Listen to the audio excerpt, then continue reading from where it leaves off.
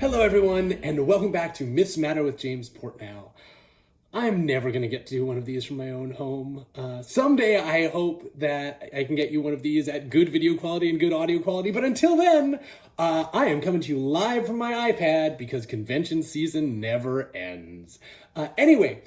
This week we're talking about Samson and Delilah, and I really want to talk about these myths because I think it's fascinating sort of diving into what these myths actually mean versus how they've been transmitted through pop culture, and exploring what these myths mean when we actually look at all the flaws within the protagonists and the heroes of these myths. But before I get to that, I want to address something that some of you guys brought up in the comments, which is this category we have of Old Testament myths. If you're on the Patreon and you're voting for myths, one of the categories that you can vote on is called Old Testament myths. We had some of you bring up the fact that by calling them Old Testament myths, we're sort of putting an emphasis on their role in Christian belief systems rather than the Jewish systems that they originated in, right? And from the Jewish people who they originated from. And so I just wanted to reach out to you guys and ask, because I agree, I want to make sure that we're not sort of erasing anyone or placing any value judgment on what we call these things. If there's a better term that can acknowledge all the different cultures that believe in these myths or have these books as an important part of their belief system. So yeah, throw those in the comments below. I'd love to know. And if we can find some term that works, I am completely happy replacing the existing Old Testament category with something else. So with that said, Samson and Delilah. I really wanted to do this myth, not only because some of you suggested it, but also because I find it personally really interesting. Specifically, what I find interesting about it is how it was relayed to me. And I know that may be not as relevant to everyone watching this video, but I remember when I was young, and I remember this picture book, and it told a bunch of biblical stories, and it told the Samson and Delilah myth, and it basically showed Samson as this mighty hero filled with self-sacrifice who slew the foes of the Jewish people and then pulled down the temple upon himself in order to save the people of Judea. And in going back to it and really reading it, it showed me a stark contrast between the myth I had sort of been given as a young person and the actual myth that happens in the book. And so, of course, we want to deal with it a lot with humor, because one of the important things to learn from these myths is about the culture they come from. And one of the ways we learn about the cultures they come from is by sort of pointing out the absurdities, right? Things that are absurd to us today that wouldn't have been absurd to the people who originated these myths. That reminds us that things aren't always seen through the lens that we now see them through, that other cultures and other time periods have a very different way of thinking, and that has high value. But the other part of this that's really important is this idea that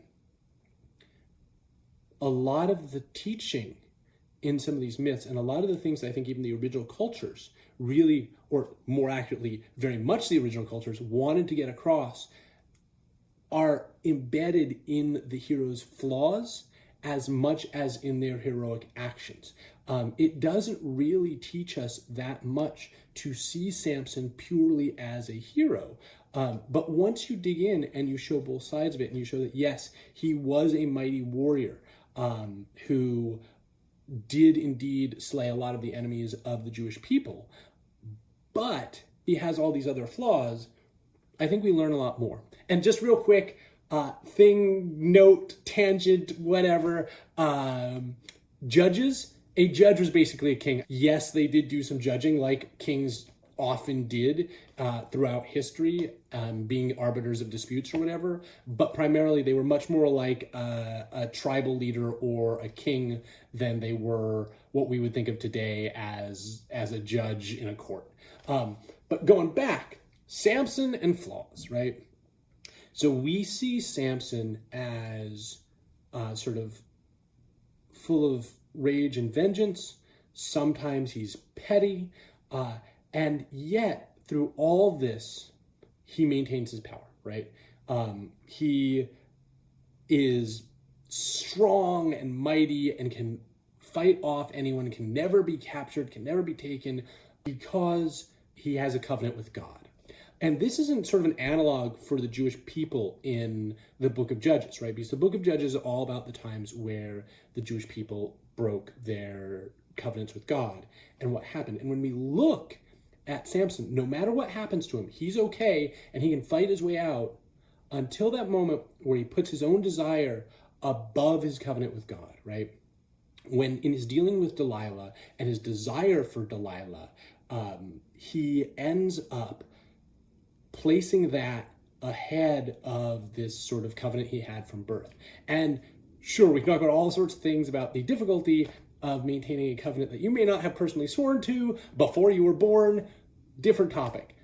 What's important here is that rather than see him as a pure hero, I think this flaw is really important, right? Because as soon as he breaks that covenant, then and only then is he captured, humiliated, and tortured, right?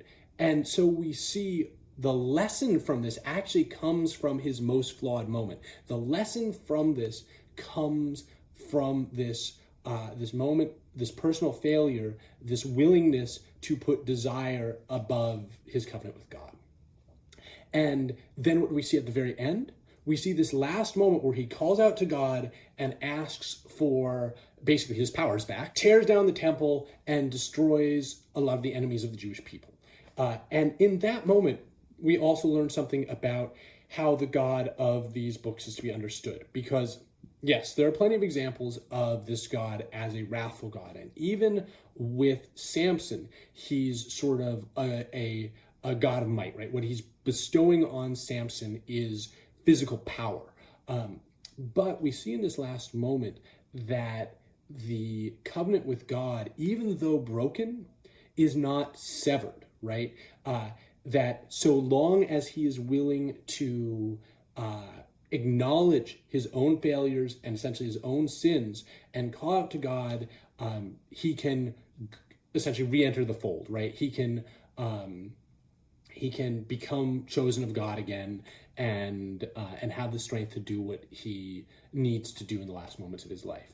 And there's two interesting parts to this, because this is what makes Samson an analog for the Judaic peoples in this particular book, because this book is all about this idea, which is very important both personally and culturally across these whole books, that yes, you are not always going to be able to maintain all the strictures, and you are going to be tempted away at times from your covenant with God. It's better if you don't do that, but that doesn't mean that you can never go back to God, right? That's sort of the lesson that I think is trying to be conveyed here, that we totally lose in our pop culture representations of this story. Like if you watch films about this story, or if you read like some of the children's books or comic books or other things that have come out about the story of Samson and Delilah, that aspect of it is super de-emphasized. And so I just think it's really important that when we're looking at myths, we allow our protagonists to have their flaws, right?